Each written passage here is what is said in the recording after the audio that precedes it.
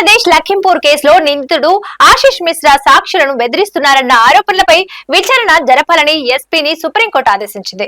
లఖింపూర్ లో 2021 అక్టోబర్ 3న నిరసన తెలుపుతున్న రైతులపైకి కారుతో దూసుకుపోయి వారి మరణానికి కారణమైన కేసులో ప్రధాన నిందితుడు కేంద్ర మాజీ మంత్రి అజయ్ మిశ్రా కుమారుడు ఆశిష్ మిశ్రా. నిందితుడు సాక్షులను ప్రభావితం చేశారని బెదిరించారని వచ్చినటువంటి ఆరోపణలపై justice Suryakant, justice N Koteshwar Singh ధర్మాసనం అసంతృప్తి వ్యక్తం చేసింది.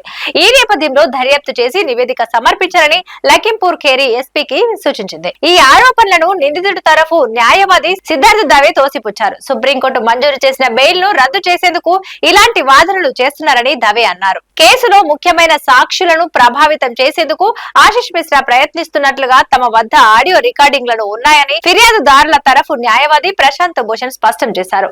బెయిల్ షరతులను ఉల్లంఘించి ఆశిష్ మిశ్రా బహిరంగ సభలో పాల్గొన్నారని చెప్పారు. వెంటనే ఆయన బెయిల్ ను రద్దు చేయాలని సర్వోన్నత న్యాయస్థానాన్ని కోరారు. ప్రశాంత్ భూషణ్ తెలిపిన ఆధారాలను సేకరించి ఎస్పీకి పంపించాలని ఉత్తరప్రదేశ్ న్యాయవాది ధర్మాసనం ఆదేశించింది. ఈ ఆరోపణలపై స్పందించాలని ఆశిష్ మిశ్రాను కోరింది. ఆ మెటీరియల్ నిజాయితీని, వాస్తవికతను, విశ్వసనీయతను తనిఖీ చేసి 4 వారాల్లో నివేదిక ఇవ్వాలని ఎస్పీని కోర్టు ఆదేశించింది.